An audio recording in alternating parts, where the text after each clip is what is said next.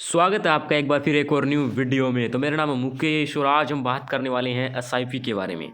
SIP एक ऐसी चीज़ होती है कि स्टॉक मार्केट में आप यह चाहते हैं कि हमारा जो पैसा है वो हर महीने टू महीने या फिर हर साल टू साल वो पैसा है वो अच्छा रिटर्न देता रहे और हमारा जो रिस्क है वो बहुत ज़्यादा ना हो। तो इसके लिए हम अपने ये जो स्टॉक्स होते हैं उसके अंदर हम एसआईपी भी करते हैं, इंडेक्स फंड के अंदर एसआईपी करते हैं। तो ये एसआईपी होती क्या है, आज हम इसी के बारे में है वो पूरी जानकारी वो जानने वाले हैं। तो आइए शुरू करते हैं।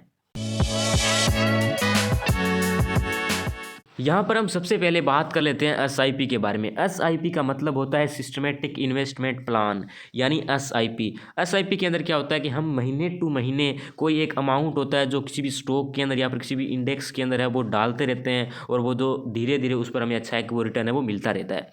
इसी के साथ हम लमसम के बारे में भी जानने वाले हैं कि ये जो लमसम है वो क्या होता है, एसआईपी से अलग कैसे है, एसआईपी करना सही रहेगा या फिर लमसम करना सही रहेगा। आज हम इनके अंदर अंतर भी जानने वाले हैं और अंतर जानने के साथ हम ये भी देखेंगे कि अगर हम एसआईपी में कोई अमाउंट इन्वेस्ट करते हैं तो उस पर हमें अच्छा रिटर्न मिलता है या फिर हम लमसम के अंदर अगर हम कोई भी अमाउंट इन्वेस्ट करते हैं तो उस पर हमें अच्छा रिटर्न मिलता है। तो आज हम इनके बारे में जानने वाले हैं।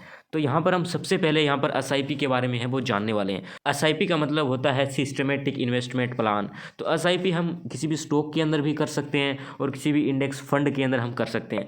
अगर हम एसआईपी किसी भी स्टॉक के अंदर करता है तो वो बहुत ज़्यादा रिस्की होता है। क्यों रिस्की होता है? क्योंकि कोई भी स्टॉक है वो यहाँ पर आज मान लीजिए यहाँ पर है तो ये बहुत ज़्यादा ऊपर भी जा सकता है, उसके बाद ये नीचे भी आ सकता है और ये जो ऊपर नीचे होता रहता है तो यानी ये बहुत ज़्यादा रिस्की रहता है। कोई भी स्टॉक है वो ऐसा नहीं है कि वो हमेशा ऊपर ही जाता रहेगा या फिर हमेशा गिरता ही रहेगा। तो उसके अंदर बहुत ज़्यादा रिस्क होता है क्योंकि उसके अंदर वो स्टॉक है उसका ये जो शेयर प्राइस है वो बहुत ज़्यादा बढ़ भी सकता है और बहुत ज़्यादा गिर भी सकता है। तो इसलिए स्टॉक में एसआईपी करना एक रिस्की हो सकता है। अगर आप किसी भी स्टॉक के अंदर एसआईपी करने की सोच रहे हैं तो थोड़ा इसका भी आपको ध्यान रखना होगा क्योंकि स्टॉक के अंदर एसआईपी करना रिस्की होता है। इसके बाद अगर हम बात करें कि किसी भी म्यूचुअल फंड के अंदर या फिर किसी भी इंडेक्स फंड के अंदर हम अगर एसआईपी करते हैं तो वहाँ पर जो हमारा रिस्क होता है वो काफ़ी कम होता है। वहाँ पर रिस्क इसलिए कम होता है क्योंकि ये जो म्यूचुअल फंड है वो किसी भी एक स्टॉक के अंदर जो अपना पैसा है वो नहीं लगाते हैं, वो बहुत सारे स्टॉक में पैसा लगाते हैं। जैसे कि 30 स्टॉक हो गए या फिर 50 स्टॉक हो गए। तो 50 स्टॉक के अंदर अगर हम पैसा लगाते हैं तो वो जो हमारा रिस्क होता है वो बहुत ही कम हो जाता है और उस पर जो हमारा रिटर्न होता है वो भी एक एक्सपेक्टेड जो हमें मिलता रहता है।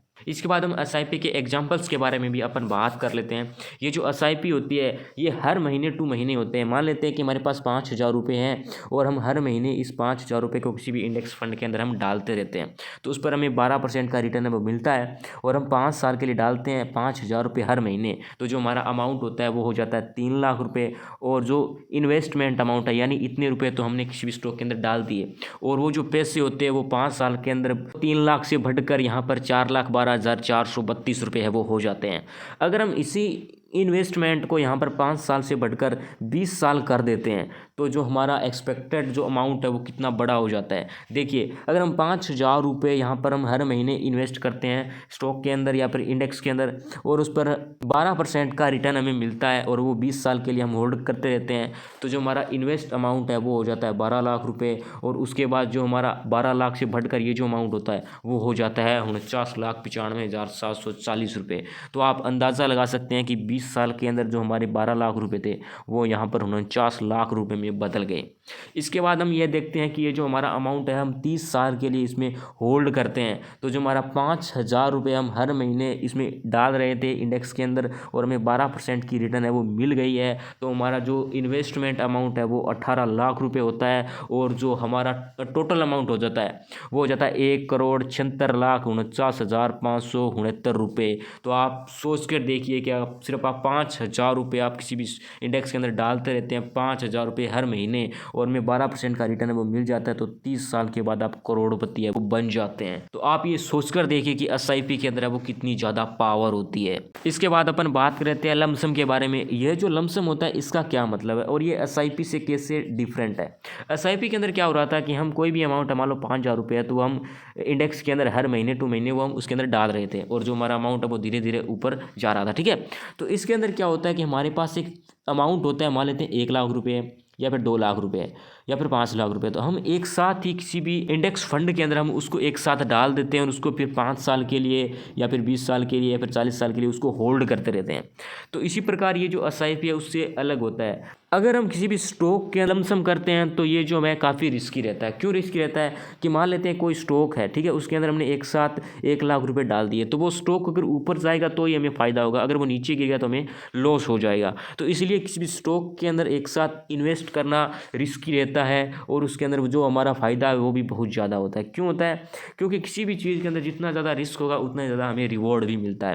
तो स्टॉक के अंदर है लमसम करना काफ़ी रिस्की रहता है। अगर हम किसी भी इंडेक्स फंड के अंदर या फिर म्यूचुअल फंड के अंदर लमसम करते हैं तो वहाँ पर रिस्क है वो थोड़ा सा कम हो जाता है और उसी के साथ जो हमारा रिवॉर्ड है वो भी कम हो जाता है। तो हम इसके एग्जाम्पल के बारे में भी वो जान लेते हैं। एसआईपी के अंदर क्या था कि जो हमने 5,000 रुपये 5 साल के लिए किसी भी इंडेक्स में डाल रहे थे और उसमें 12% का रिटर्न है वो मिल रहा था, वही हम लमसम के अंदर भी करके देखते हैं। ठीक है, 5 साल के अंदर जो हमारा अमाउंट था वो था वहाँ पर 3 लाख रुपये, तो इसलिए हमने 3 लाख रुपये एक साथ ही लमसम कर दिया है और 5 साल के लिए उसको होल्ड कर दिया है और उस पर 12% की वो रिटर्न मिल गई है। वहाँ पर हमें अमाउंट दिखाई दे रहा था यहाँ पर 4,12,432 रुपये, लेकिन लमसम के अंदर हमें दिखाई दे रहा है कि ये अमाउंट है 5,28,703 रुपये। तो यह लमसम के अंदर क्या होता है कि रिटर्न है वो काफ़ी ज़्यादा अच्छे मिलते हैं उसके मुकाबले। एसआईपी के अंदर क्या होता है, रिस्क बहुत ही कम होता है, तो वहाँ पर जो रिवॉर्ड है वो भी बहुत ही कम मिलता है। और लमसम के अंदर क्या होता है कि इसके अंदर रिस्क बहुत ज़्यादा होता है, तो हमारा जो अमाउंट है या फिर रिटर्न है वो भी काफ़ी ज़्यादा है। अगर हम इसी अमाउंट को हम आगे बढ़ाते रहते हैं कि हम इसको 20 साल के लिए होल्ड करते हैं, जो हमारा इन्वेस्टमेंट अमाउंट था वहाँ पर था 12 लाख रुपए और यहाँ पर ये जो हमारा टोटल अमाउंट हो गया है वो हो गया 1,15,75,552 रुपये और वहाँ पर वो अमाउंट बन रहा था, यहाँ पर हम देख लेते हैं 49,95,740 रुपये। तो यानी कहने का मतलब है कि हाफ का यानी 50% का यहाँ पर फ़र्क पड़ गया है। यहाँ पर ये क्यों पड़ा है? क्योंकि इसके अंदर है वो रिस्क बहुत ही ज़्यादा है। यहाँ पर अमाउंट तो 1 करोड़ का हो गया लेकिन इसके अंदर रिस्क बहुत ज़्यादा है, लमसम में रिस्क बहुत ज़्यादा है। इसके बाद हम अगले अमाउंट की बात कर लेते हैं कि अगर हम उसको 30 साल के लिए हम एसआईपी के अंदर होल्ड करें तो हमारा अमाउंट बन रहा था यहाँ पर 18 लाख रुपये। तो हम 18 लाख रुपये एक साथ किसी भी स्टॉक के अंदर डाल लेते हैं और वो 30 साल तक होल्ड करते हैं और उसे 12% की रिटर्न प्राप्त होती है। तो जो हमारा अमाउंट है वो हो जाता है 5,39,27,860 रुपये। तो कहने का मतलब है कि वहाँ पर अगर हम 18 लाख रुपये एसआईपी कर रहे थे 30 साल तक, तो जो हमारा अमाउंट था वो 1 करोड़ बन रहा था और यहाँ पर 5 करोड़ है वो बन गया है। तो ये जो एसआईपी से लमसम इस प्रकार से अलग और डिफरेंट है। एसआईपी के अंदर क्या होता है कि रिस्क नहीं रहता है और लमसम में बहुत ज़्यादा रिस्क रहता है, तो रिवॉर्ड भी इसमें अच्छा मिलता है। एसआईपी के अंदर रिस्क नहीं होता है तो उसमें रिवॉर्ड भी है वो बहुत ही ज़्यादा भी नहीं होता है। तो इसी प्रकार से यह था आज एसआईपी और लमसम के बीच में हमारा अंतर। यह था आज का वीडियो। आपको वीडियो कैसा लगा? वीडियो अच्छा लगा तो वीडियो को लाइक कर देना, कमेंट कर देना और शेयर कर देना। अगर आप हमारे चैनल पर नए हैं तो चैनल को सब्सक्राइब जरूर कर देना। तो मिलते हैं अगले वीडियो में, तब तक के लिए ओके बाय।